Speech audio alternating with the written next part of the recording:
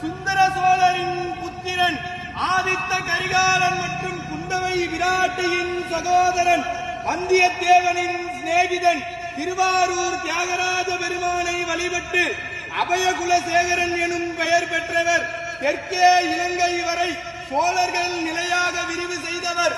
தெய்வீகமான சொல்லாற்றும் நீதிமானாக இருந்து அருள்மொழிவர்மன் சேர சோழ பாண்டிய நிலைகளை ஆட்சி செய்த மும்முடி சோழன், கலைஞர் கோட்டையை வென்ற கலைஞர சோழன், கோயில்களை கட்டிய திருக்கோயில் சோழன், மக்கள் நலன் நியாயம் காட்டிய மண்மணி சோழன், தஞ்சையை ஆண்ட தஞ்சை வல்லவன், சிவபக்தியில் சிறந்த சிவபாத சேகரன், திருமுறை கண்ட சோழன், மகா கலைஞன், மாநகர் அரசன், கடல் வீரன், சோழ வம்சத்தின் மிகச்சிறந்த ஆளுமை கொண்ட தெய்வீக அரசன், நம் பெரும்பாட்டன் பேரரசன் ராஜராஜ சோழன் வருகிறார் வருகிறார் வருகிறார்.